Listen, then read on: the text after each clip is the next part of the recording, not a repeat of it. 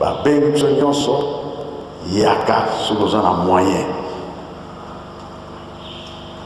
ndenge bakangisa biso Angola, RDC, Brazzaville oyoki kaka yaka présence ya yo ya moto ya Brazza eza nécessaire, présence ya moto Angola eza nécessaire, RDC nécessaire. Toyokani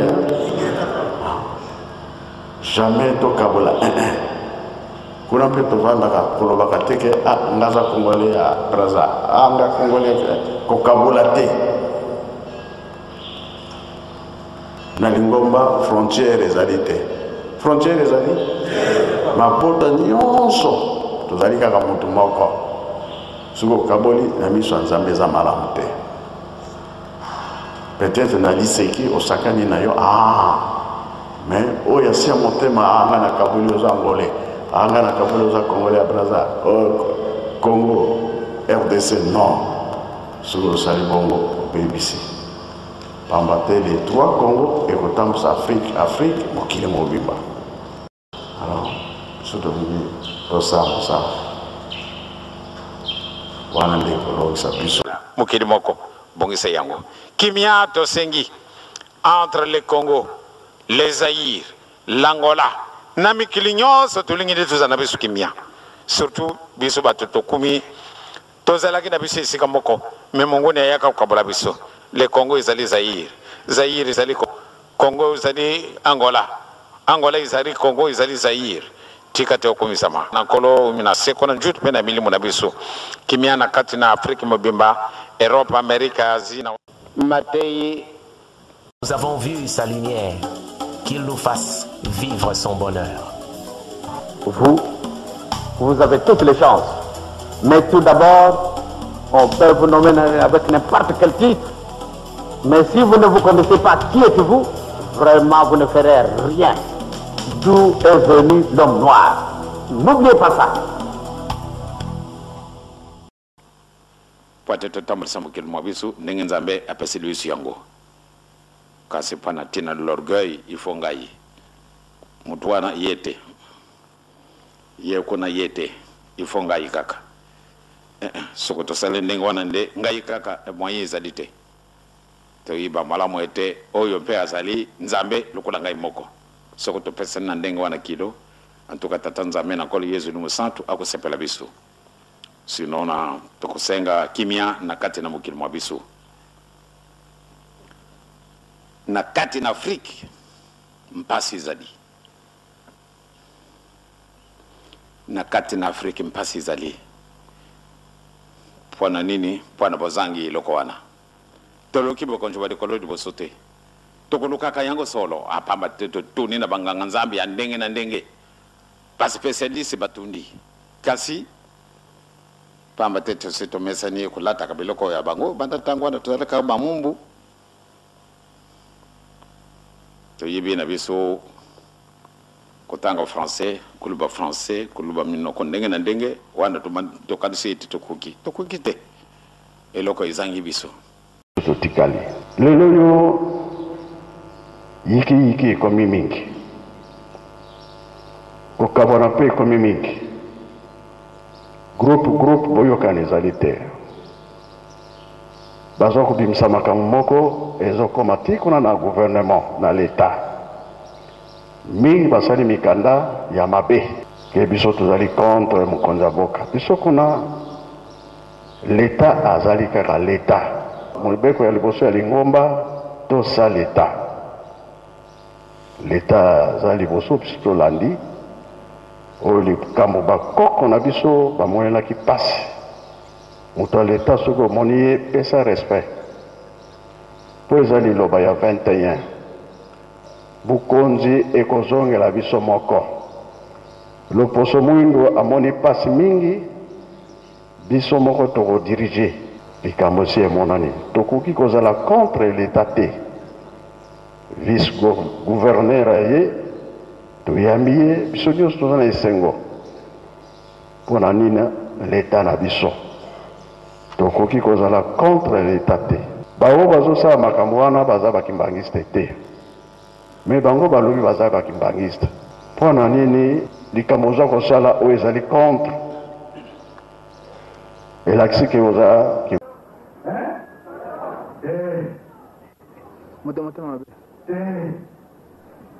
Vous voyez bien, hein? Là, ils ont vu nous, hein? Quand vous avez colonisé, alors il a créé l'eau. Que son est libéré, quand vous collez là, il y a un peu de langue. Il y a un peu de langue. Vous voyez bien, sous? Hein? Vous voyez bien, hein? Ah, ils ont un peu de moulin. Quand vous colonisez, là, il y a un peu de langue. Et quand vous papa y a Bali parole papa tout ça y est apporté salité na yake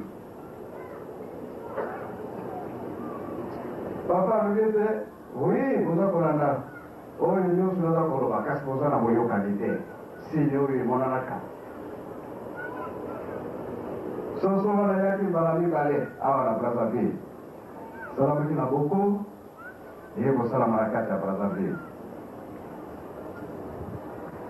Eza makambo mulimu baitoyeba yango abite yango tuzotinda bolingo mibeko mpe misala toyokana koloba te olungala olukongo okabola wana eza malamu te oyoki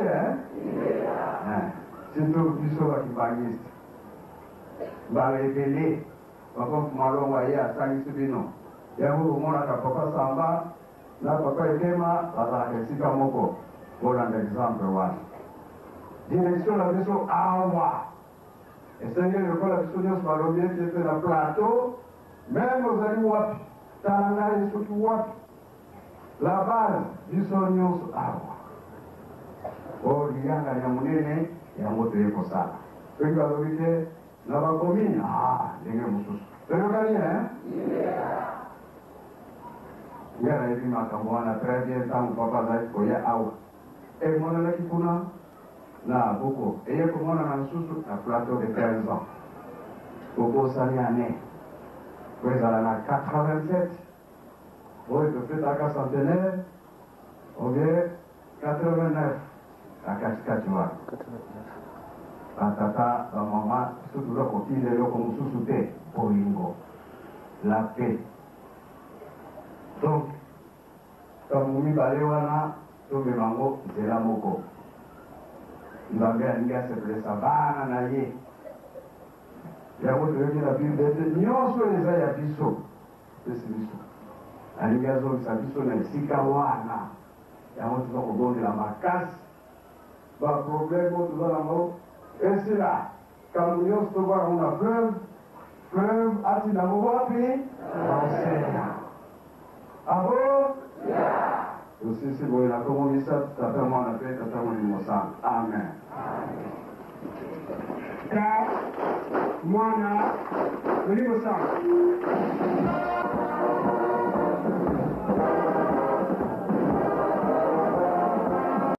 Basate, Bama, Machamba, Teteto, Aboui, Kolele, Zézé, la courage moi la paix, ça sera mon important. On y va dire la mission en responsable. Donc on y allait où, dans l'apprentissage, pendant la chute, parce que ça va pas maman. On a mis ça, et les efficaces de l'autre, on a mis ça à la mission. On a été pour le pied de les amis, on a fait le on a fait le ça maman.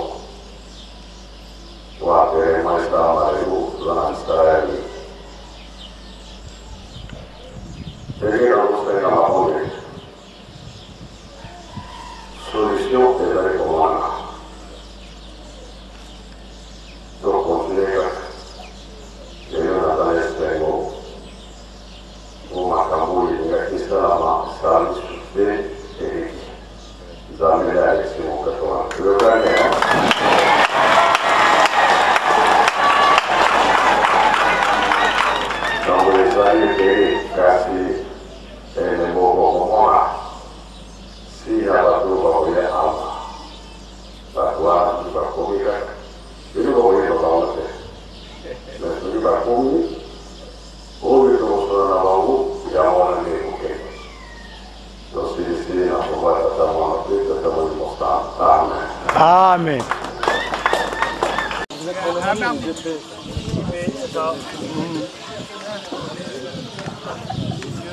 Bon après-midi. Bonne route. Bon vent et bon voyage. J'ai oublié la presse. Moi, je vous remets ça. D'accord, merci bien. Je vous vois très bientôt. D'accord, bonne journée et très belle tenue. J'habite avec vous en France. J'habite 20 ans, j'habite là-bas. Ouais. Et on va convaincre, si j'avais signalé monsieur au Quai d'Orsay avant de venir, donc on va en parler plus tard. Très bien. Merci, c'est un plaisir.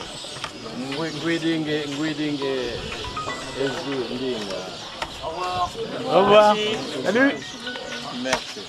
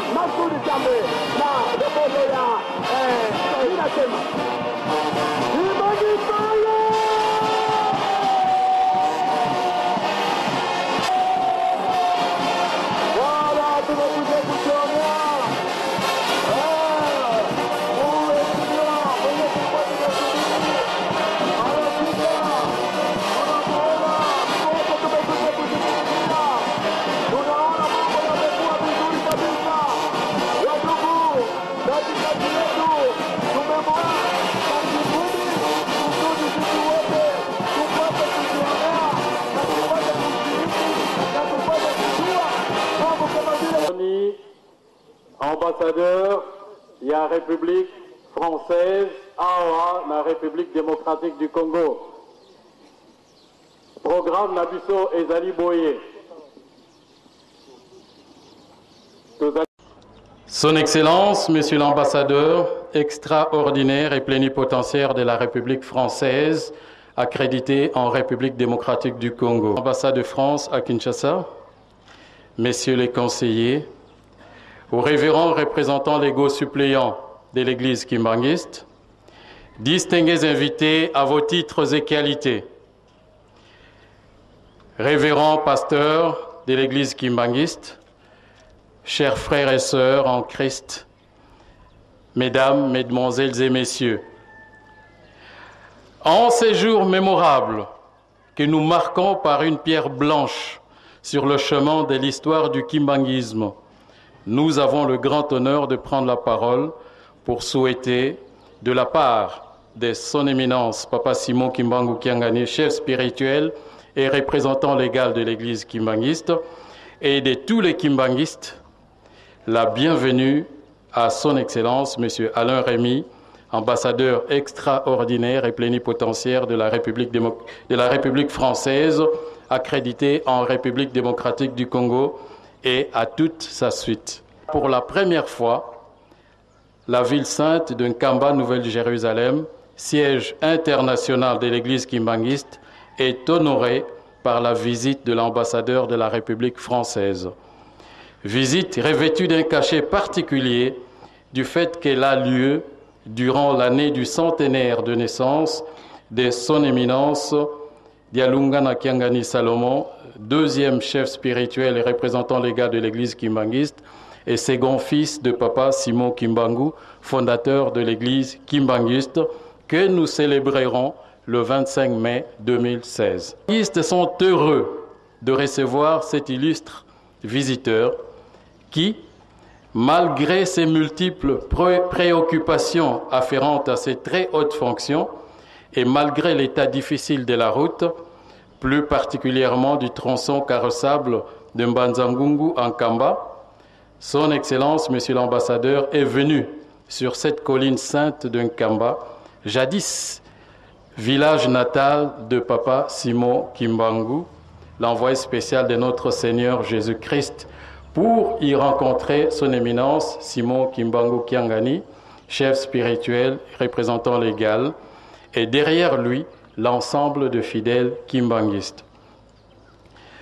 Puisse son Excellence, Monsieur l'ambassadeur, nous permettre de rappeler que c'est dans ce petit village que Papa Simon Kimbangu, alors catéchiste protestant, avait reçu la mission de sauver l'homme du mal, appel qu'il avait accepté. Et c'est sur cette colline sainte, après son premier miracle public de guérison de Mama Kiantondo, le mercredi 6 avril 1921, que Papa Simon Kimbangu exécuta l'ordre de notre Seigneur Jésus-Christ en enseignant l'Évangile, en guérissant des malades, ressuscitant des morts, libérant des possédés, prophétisant et œuvrant pour l'égalité entre les hommes sans distinction de race, etc. C'est également sur cette colline sainte qu'en 1921, Papa Simon Kimbangu prophétisa disant, je cite, « Vous accueillerez toutes les nations, car Jésus-Christ vous rassemblera. Ne l'oubliez jamais. » Prophétie que nous chantons en langue kikongo et que du reste la Faki vient d'exécuter tout à l'heure. Et aujourd'hui, encore une fois, cette prophétie s'accomplit par la visite de votre Excellence, Monsieur l'ambassadeur. Et c'est sur cette même colline sainte, enfin, qu'il fut arrêté le 12 septembre 1921, après le chèque de la première tentative le 6 juin 1921, pour être conduit à Tisville, actuellement Mbanzangungu, où il sera jugé, condamné, puis relégué à Elisabethville, aujourd'hui Lubumbashi, à la prison centrale de Kasombo, d'où il nous quitta physiquement le 12 octobre 1951, c'est-à-dire après 30 ans d'emprisonnement. Nkamba, village de jadis, est devenu aujourd'hui la ville sainte de Nkamba, Nouvelle-Jérusalem, berceau du kimbanguisme, siège international de l'Église kimbanguiste et trône de la Sainte Trinité. Son Excellence, Monsieur l'ambassadeur extraordinaire et plénipotentiaire de la République française, accrédité en République démocratique du Congo, Messieurs l'attaché de défense de l'ambassade de France, Messieurs les conseillers d'ambassade, révérends représentants légaux suppléants de l'Église kimbanguiste, distingués invités à vos titres et qualités, aux révérends pasteurs de l'Église kimbanguiste, chers frères et sœurs en Christ, mesdames, mesdemoiselles et messieurs, Nous aimerions ici souligner la joie, nous dirons même plus, la liesse populaire de Kimbanguiste en ces moments historiques, car l'arrivée de son Excellence, Monsieur l'ambassadeur de France, ici, en Kamba, prouve à suffisance les excellentes relations qui existent entre la République française et l'Église kimbanguiste. Point n'est besoin de rappeler que la France était la première puissance à reconnaître l'œuvre salvatrice de Papa Simon Kimbangu. En effet, c'est en 1958 qu'elle accorda l'autorisation de culte à l'Église kimbanguiste au Congo français, suivi par l'octroi du récépissé du ministère de l'Intérieur numéro 662/intérieur/AG du 26 mai 1961, conférant à l'Église kimbanguiste la personnalité juridique dans la même colonie française, actuelle République du Congo. Excellence, Monsieur l'ambassadeur, nous ne pouvons clore ce mot sans nous solidariser avec le peuple frère de France, qui a su faire face aux agressions barbares perpétrées contre lui par des organisations inciviques.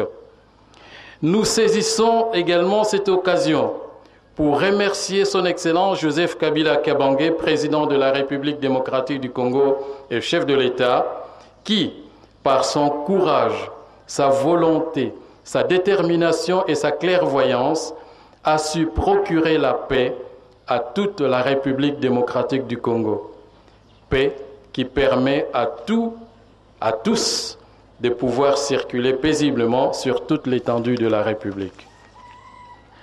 Nous voulons ici réitérer nos remerciements à son Excellence, Monsieur l'ambassadeur, et à toute sa suite pour avoir choisi de venir rencontrer son Éminence, Simon Kimbangu Kiangani, chef spirituel et représentant légal de l'Église kimbanguiste, ici en Kamba, Nouvelle-Jérusalem, siège international de l'Église kimbanguiste, et cela malgré l'état difficile de la route.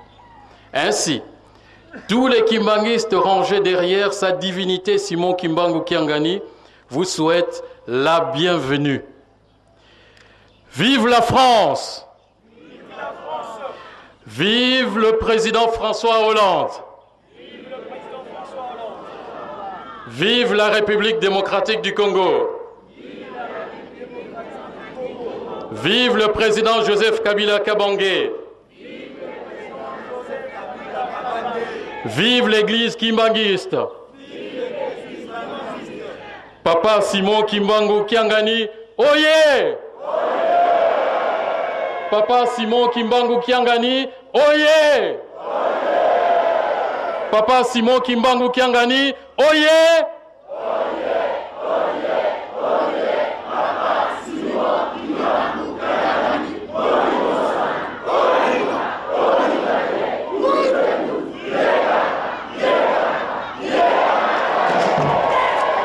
Je vous remercie.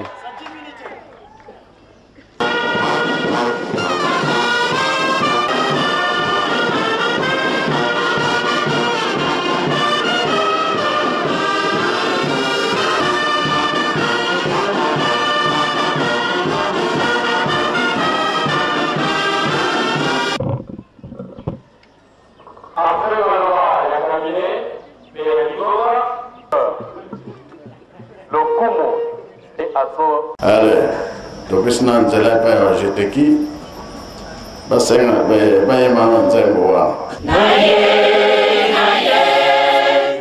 ekuludu olimbisanga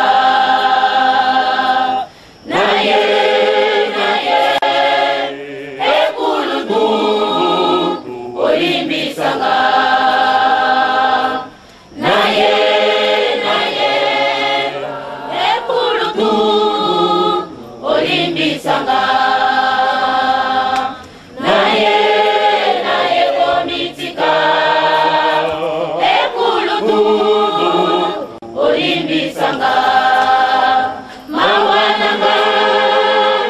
Mawana ngai lekina yo, ekulutu.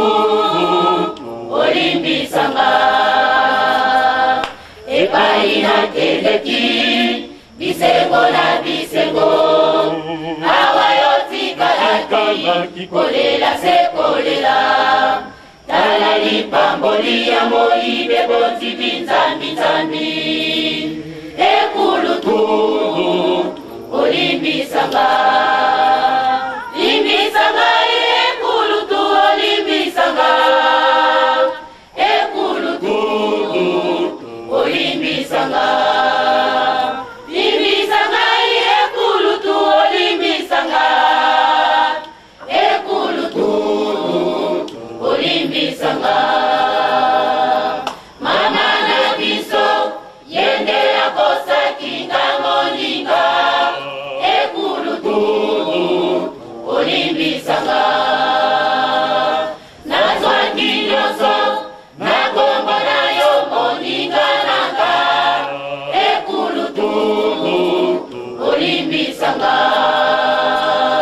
sikawa maye nazwaki yango esili ekulutu olimbisanga limbisanga ekulutu olimbisanga ekulutu olimbisanga limbisanga ekulutu olimbisanga ekulutu olimbisanga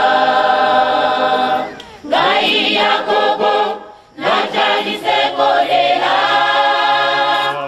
ekulutu olimbisanga ngai yakobo nakomise na suka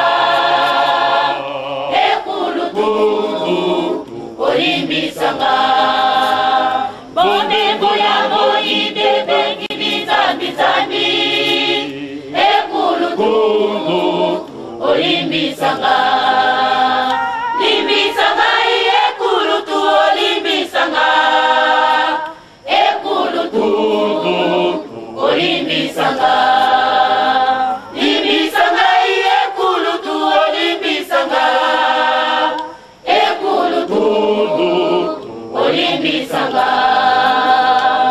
nalimbisiyo lekinanga awatango nanga ekoti ya kosepela bomumbu nanga esau esili nango singa awa obyanga mipe mosali nanga aleki nanga nalimbisiyo singa awa obyanga mipe mosali nanga esengo esengo esengo esengo atango nanga esoki ya kosepela esengo esengo esengo esengo atango nanga esoki ya kosepela ae ae ae ae nasuki nasuki ae ae ae ae nasuki nasuki nabilanga nanga mbuma ekobota te nasuki na mabele nanga mbuma ekobota te nasuki ae ae ae ae nasuki nasuki ae ae ae ae nasuki nasuki nabilanga nanga mbuma ekobota te nasuki na mabele nanga mbuma ekobota te nasuki limbisa limbisa ye kulutu nanga limbise yo leki nanga sale nanga natandako nanga limbisa limbisa ye kulutu nanga limbise yo leki nanga sale nanga natandako nanga limbisa limbisa Nzambe Basolo Alibiseyo Nzambe Basolo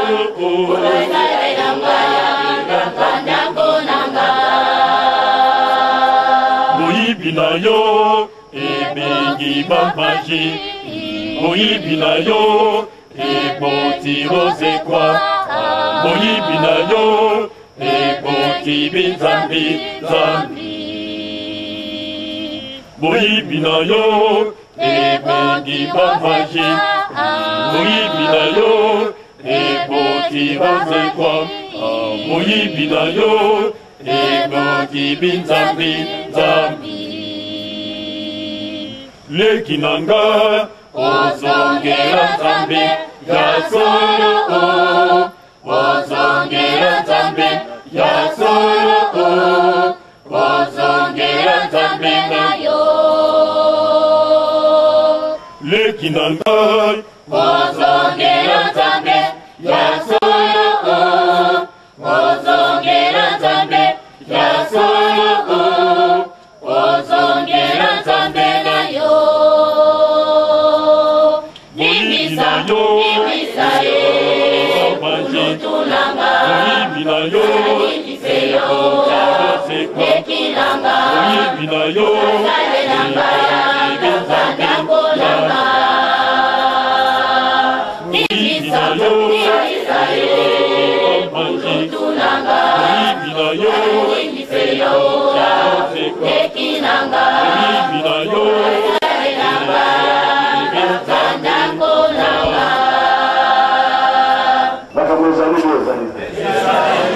ya mikono ya mine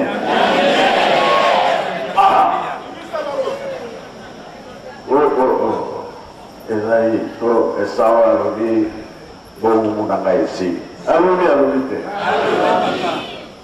alibisi ye ye mpe aza kolela kaka mpona mabele na ye eloko moko eboko te kozala te makambo makasi Jacob andimi ke ayibaki tozali kokende eske maloba batata ekoyebi eza kolonga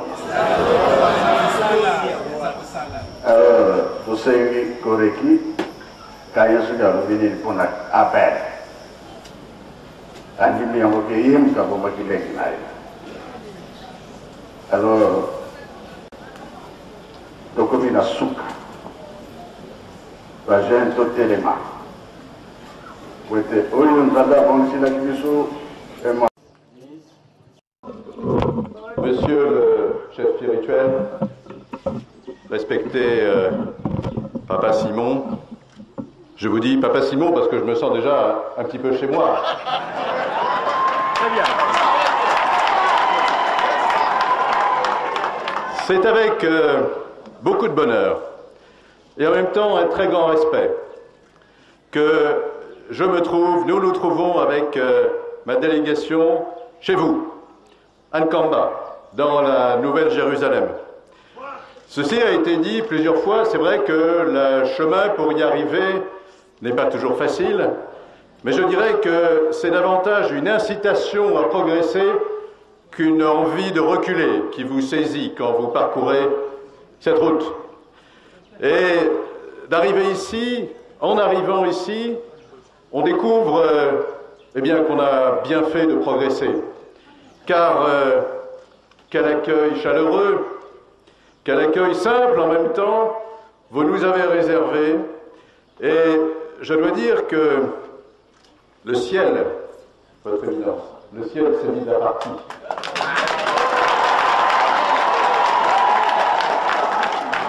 Et en voyant le temps qu'il faisait ce matin à Banzagungu quand nous sommes partis, j'étais loin de penser que nous serions sous des parasols à Nkamba, à la Nouvelle-Jérusalem. Je veux vous dire aussi que j'ai vécu pendant 4 ans, j'ai travaillé pendant 4 ans à Jérusalem. La Jérusalem d'origine, la ville, non pas l'ancienne, toujours actuelle, la ville 3 fois sainte. Et que c'est évidemment avec une grande émotion que je me trouve aujourd'hui dans la nouvelle Jérusalem. Et c'est aussi pour moi une source de respect pour vous-même, votre Éminence, et pour tous vos frères réunis ici. Je suis heureux d'avoir entendu rappeler que, effectivement, la République française a toujours eu à l'égard de l'Église kimbanguiste, pas tout à fait depuis sa naissance, mais depuis très longtemps, une attitude de respect et de coopération. Et je suis heureux de découvrir physiquement, des visus, la capitale de votre Église, le lieu de naissance de votre ancêtre, de votre arrière-grand-père, si je ne me trompe pas. Si, c'est bien cela. C'est bien cela. Eh bien, tant mieux. Donc, merci à vous tous, merci pour votre accueil à nouveau, et que vive l'Église kimbanguiste et que vive la RDC, que vivent les relations entre la France et la RDC. Merci, votre Éminence.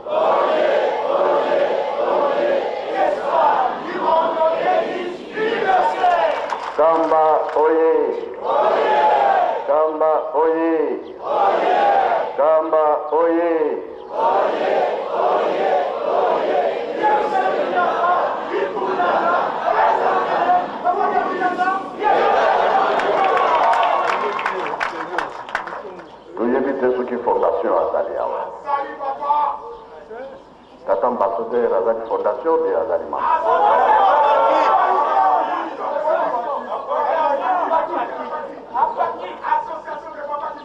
Ah bon?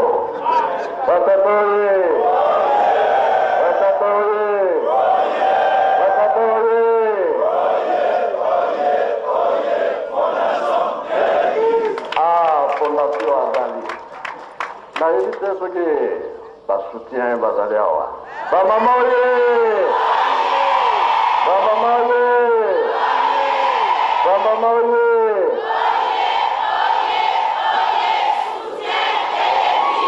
Ah, soutien zate fondation Abota Molate. Bon te ba maman. Ah. Ils sont tous ça ba jeune hein. Ba jeune oye.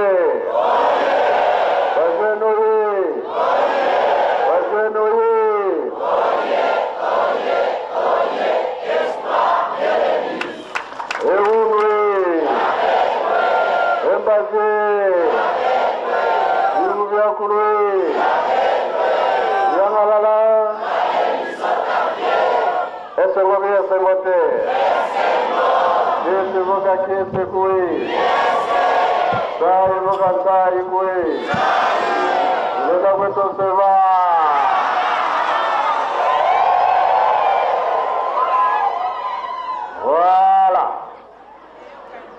Na kumwa tata mwana pe tata molimo centre. Ngazana maloba ya korobate.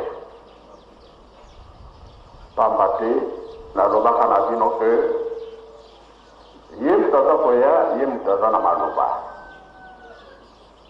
Ye alobi mingi ya kitoko oyo epesi biso makasi bongo te. Ah, place nazalaki na esengo mingi pamba te soki totali oyo alingaka yo ata pasi ezali ndenge nini nzela mabe to nini akokoma kaka akomi bi akomi te mais alingi biso mingi. Donc ndenge namoni nga aza mopaya te. Bino bomoni aza mopaya. Bon, kola mutu ya kala awa na nkamba. Donc na esengo nyonso neti aza biso kala esengo na esengo. Donc nga namoni ke aza mopaya te. Ezo pasi te mpo na kotia lokolo awa na kati ya lingoma. Bongo mpe bongo te. Akomema sango malamu akomema te. Oh. Ngai nde yango kaka nalobi po etikali boyebi oyo ya libanda ezalaka mosusu oyo ya kati ya ndako ezalaka mpe mosusu kuna nde tozala na ye tete a tete na oyo ya mbibe biso na oyo biso tokozongisela bango pamba te bolingo ya tata nzambe nde alaki te ayebi ke biso toza bato ya kimia toza bato mobulu toza bato nini ya kimia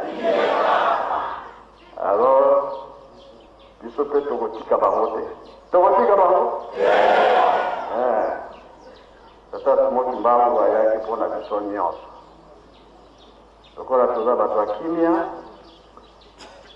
bango bakonzi ndenge tolobaka ke leta eza ya biso nyonso leta aza na mokili mobimba ndenge tomoni ye tomoni mpe mokonzi kuna bongo le bongo te po topesa respect mingi e discipline ezala mingi po tozwa ya mingi yango kaka nazalaki nango biso nyonso toyebi ke toza na esengo okola te makolo na ye na mboka ya tata smoki mbangu sika ye abotami sika ye akoli abandelaki mpe misala na ye awa mpe aye kokangama donc likambo ezali ndenge toyembi na banzembo mpona kolakisa ke likambo oyo eza ya moto moko te kati ezali ya biso nyonso yango kaka nzambe apesi ngai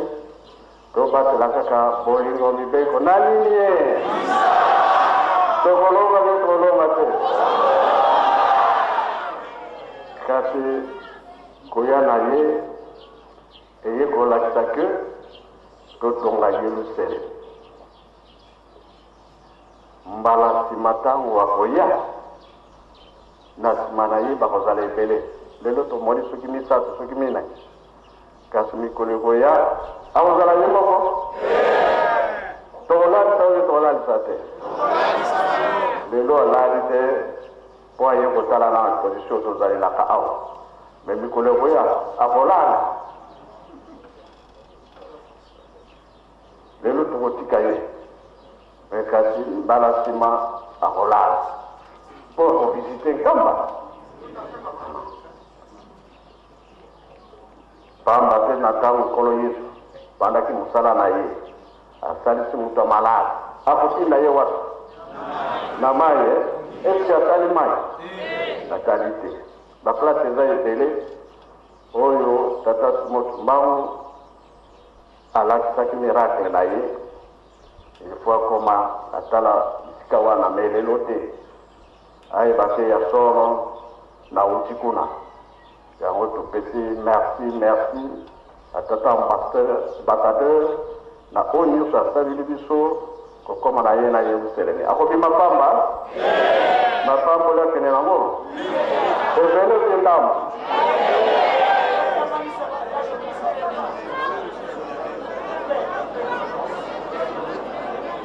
na mosusu balobi ndambo ezalaka te ezalaka mobimba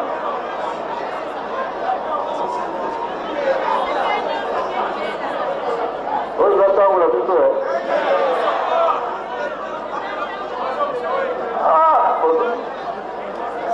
bino bokamaka te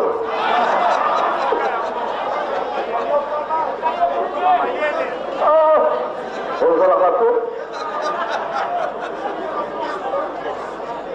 tosilisi na kombo ya tata mwana pe tata olimo santo amen. Parce que j'ai un privilège d'être présent pendant que vous foulez le sol de et j'ai adressé des correspondances concernant la paix du territoire. Vous allez réclamer sa divinité. Nous avons l'action qui est là-bas pour mettre fin aux terroristes à travers les trois principaux que le régime de notre institution, la nécessaire, respect du commandement et de bonnes œuvres. Nous allons te prendre cela d'ici en France, c'est la personne de sa divinité. On a bien vu votre enthousiasme. Nous travaillons pour. Et là, j'ai tous qui est d'ici. Mon cher Rémi. Bonjour. Mon cher, parce que j'ai un privilège d'être présent pour le sol de Rome-Kamba.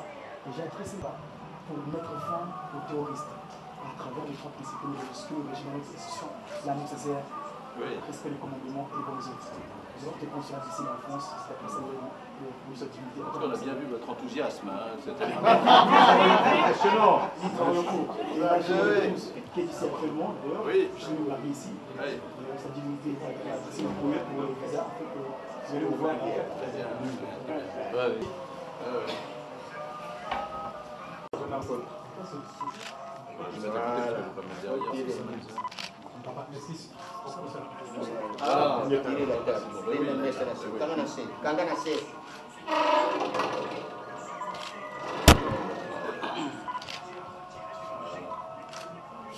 J'espère. Merci à vous. Merci à vous.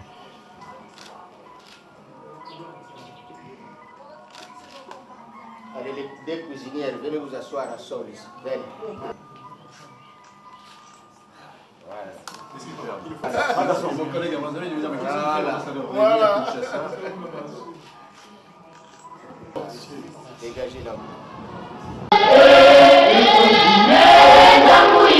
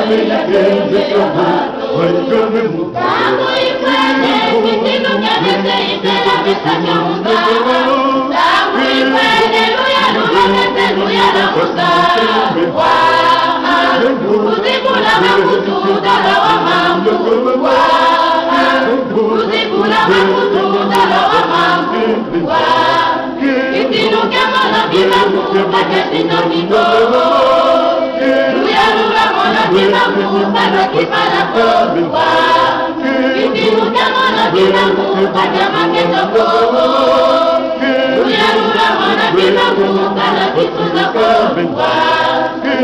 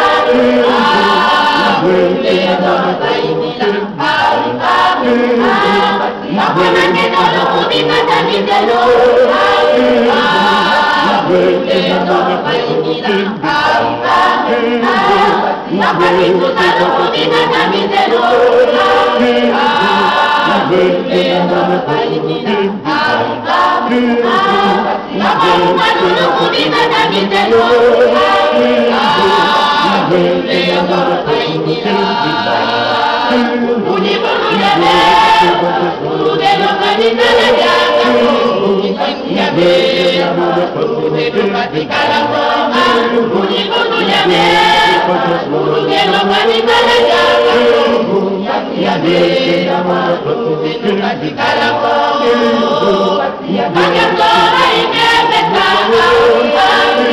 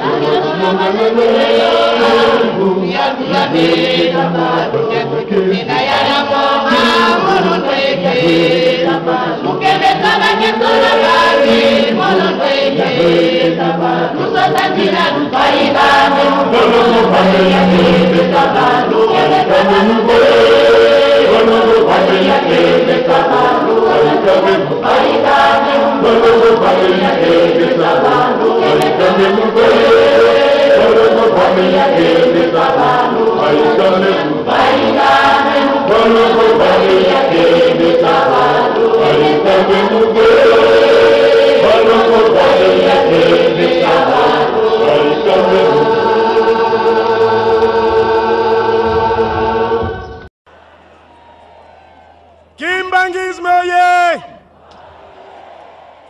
Mfumu Kimbangu oye! Tokopesa devoir na manda oyo ya 2016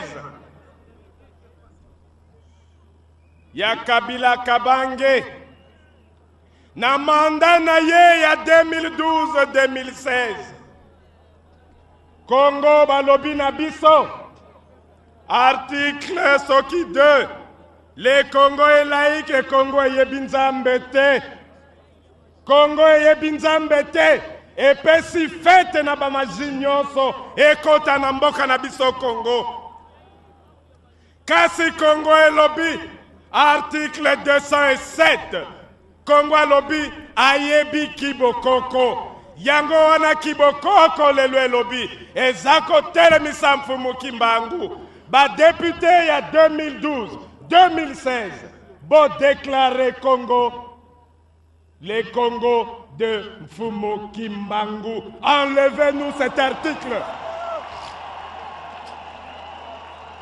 Ndenge Kabila Kabange alobaki fini la récréation. Bankumu balobi fini la récréation métaphysique.